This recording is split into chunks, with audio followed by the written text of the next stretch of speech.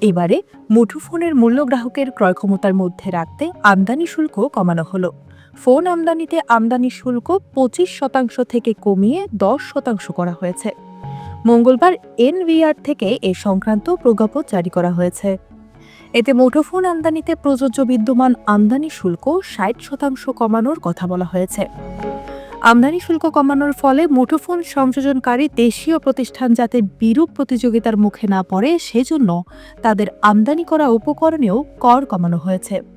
আরও একটি প্রজ্ঞাপনের মাধ্যমে মুঠোফোন সংযোজনকারী প্রতিষ্ঠানের উপকরণ আমদানিতে আমদানি শুল্ক 10% থেকে 5% করা হয়েছে। এর ফলে মুঠোফোন সংযোজনকারী প্রতিষ্ঠানের উপকরণ আমদানিতে প্রযোজ্য বিদ্যমান আমদানি শুল্ক 50% কমানো হলো।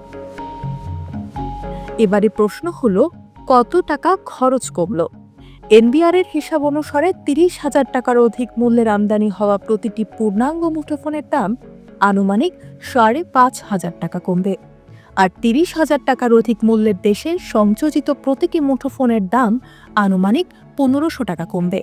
সংবাদ বিজ্ঞপ্তিতে আরও বলা হয়েছে, মুঠোফোনে আমদানি ও মুঠোফোন সংযোজন শিল্পের উপকরণ আমদানিতে উল্লেখযোগ্য পরিমাণ শুল্ক হ্রাসের ফলে সব ধরনের মুঠোফোনের মূল্য গ্রাহকের ক্রয় ক্ষমতার মধ্যে থাকবে। দেশের নাগরিকদের পক্ষে ডিজিটাল সেবা গ্রহণ সহজ হবে।